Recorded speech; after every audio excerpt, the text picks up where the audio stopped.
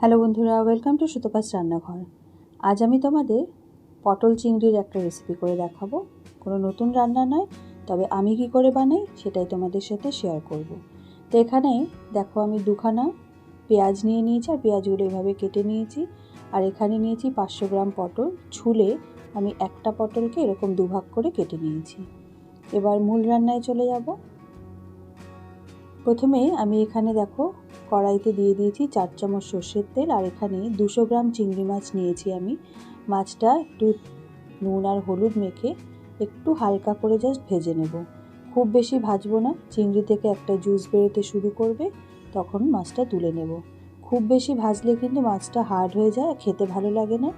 তো সেই জন্য আমি খুবই অল্প করে ভেজে তুলে নেব, যেটাকে শ্যালো ফ্রাই বলে। আর এখানে দুখানা আলু নিয়ে নিয়েছি। আলুগুলো আমি এইভাবে ডুমো ডুমো করে টুকরো করে নিয়েছি।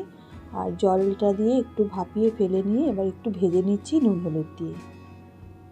তো দেখো লাল লাল করে ভাজা হয়ে গেছে। এবার তুলে নিয়ে সেই তেলেতেই দিয়ে দিয়েছি পটলগুলো। পটলেও আমি একটু নুন হলুদ দিয়ে একটু লাল করে ভেজে নেব।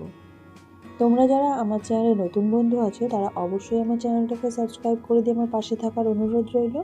আর আমার রেসিপিগুলো যদি ভালো লাগে তাহলে কিন্তু অবশ্যই একটা লাইক, শেয়ার, কমেন্ট করে দিও।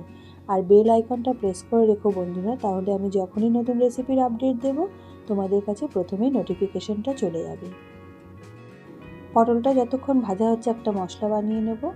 এখানে দিয়েছি হাফ চামচ কাশ্মীরি লঙ্কার গুঁড়ো, হাফ চামচ জিরের গুঁড়ো, হাফ চামচ হলুদ গুঁড়ো, হাফ চামচ ঝাল লঙ্কার গুঁড়ো, আর হাফ চামচ দিয়েছি ধনে গুঁড়ো। এবার একটু জল দিয়ে মশলাটা আমি ভিজিয়ে রাখবো, আর নুনটাও মিশিয়ে দেবো প্রয়োজন মতো। এই মশলাটা দিয়েই তৈরি করে নেবো আজকের রান্নাটা। তো এদিকে দেখো পটলটা ভাজা হয়ে গেছে। পটলটা তুলে নিয়ে আমি আরও 2 চামচ তেল দিয়ে দিয়েছি।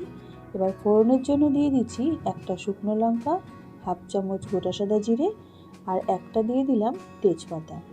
ফোড়নটা খুব ভালো করে ভেজে নিয়ে একটা সুন্দর গন্ধ বেরোবে, তখন আমি পেঁয়াজটা অ্যাড করব। তো বন্ধুরা, তোমরাও হয়তো চিংড়ি পটল বানাও। আমি কি করে বানাই বাড়িতে এই গরমকালে পাতলা পাতলা একটা ঝোল। এটা কিন্তু গরম ভাতে এই গরমকালে খেতে খুবই ভালো লাগে। তোমরা অবশ্যই ট্রাই করে দেখো, আশা করি তোমাদের ভালো লাগবে। তো প্রথমে আমি দিয়ে দিলাম পেঁয়াজগুলো। পেঁয়াজটা খুব কড়া করে ভাজবো না, একটু পেঁয়াজের রঙটা চেঞ্জ হলে আমি মশলাটা মিশিয়ে দেব। তো মিডিয়াম ফ্লেমে আমি একটু পেঁয়াজটা ভেজে নিচ্ছি।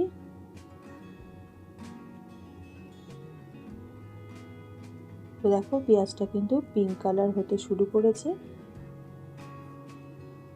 এবার আমি দিয়ে দিচ্ছি মশলাগুলো, আর জাস্ট একটুখানি ভেজে নিচ্ছি।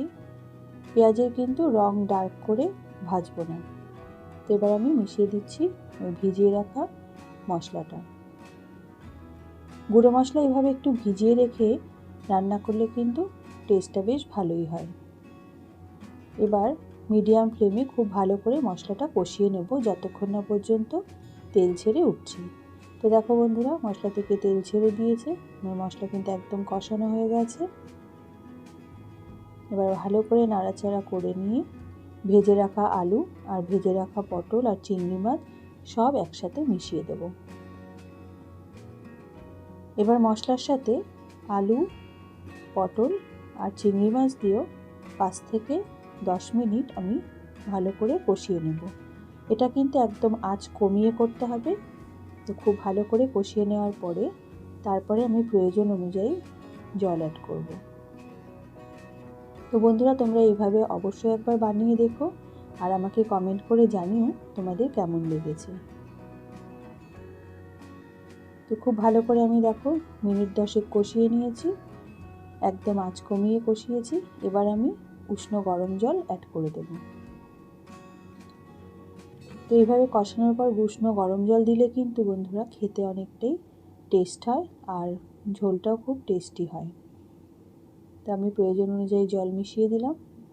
এবার ভালো করে নাড়াচাড়া করে ঢাকা দিয়ে দেব 10 মিনিটের জন্য। খুব ভালো করে নেড়ে দিলাম। এবার মিডিয়াম ফ্লেমে 10 মিনিটের জন্য রান্নাটা হতে দেব।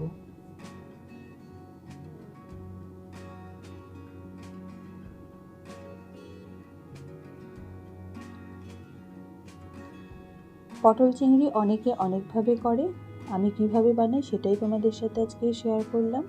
তোমাদের কেমন লাগলো আমাকে অবশ্যই কমেন্ট করে জানিও। তো 10 মিনিট পরে দেখো ফিরে এলাম। আমার কিন্তু পটল চিংড়ি একদম রেডি। আমি এখানে কোনো কিছুই আর অ্যাড করব না, শুধু একটু ব্যালেন্সের জন্য চিনি দিয়ে দিলাম।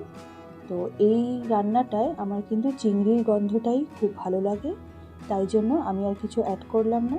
তোমরা যদি চাও তাহলে অল্প একটু ঘি আর একটু শাহি গরম মশলা চাইলে অ্যাড করতে পারো। তবে ওই যে বললাম, এই পাতলা পাতলা ঝোলটা আমার চিংড়ি মাছের গন্ধ দিয়ে খেতে ভালো লাগে, তাই আমি আর কিছু অ্যাড করলাম না। তো চিনিটা ভালো করে মিশিয়ে নিলাম। এবার 5 মিনিট স্ট্যান্ডিং টাইমে রেখে দেবো, গ্যাসটা অফ করে দেবো, তারপরে নামিয়ে সার্ভ করে দিচ্ছি। তো দেখো বন্ধুরা, 5 মিনিট পর আমি ঢাকনাটা খুলে দিচ্ছি, কত সুন্দর রঙটা হয়েছে। এবার সার্ভ করে দিয়ে তোমাদের দেখালাম। তোমরা অবশ্যই একবার ট্রাই করে দেখো, আশা করি তোমাদের ভালো লাগবে, আর আমাকে কিন্তু কমেন্ট করে জানাতে ভুলো না। তাহলে বন্ধুরা, আজ এই পর্যন্তই। দেখা হবে আগামী পর্বে নতুন একটি রেসিপির সাথে। তোমরা ভালো থেকো, সুস্থ থেকো, ধন্যবাদ।